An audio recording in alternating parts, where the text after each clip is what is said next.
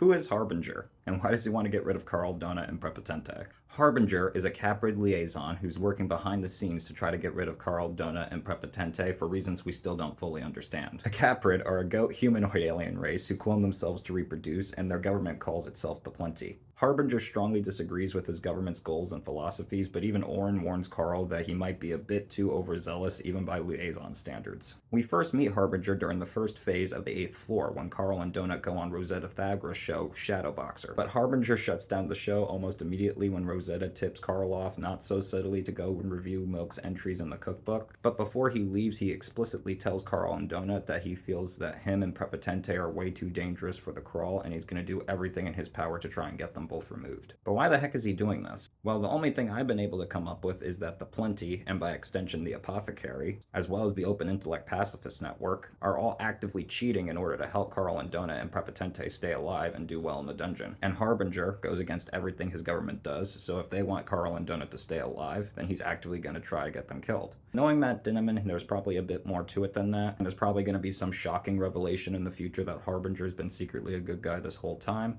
But until that chapter happens, why do you think Harbinger wants to get rid of Carl and Donut so bad? Let me know down in the comments below.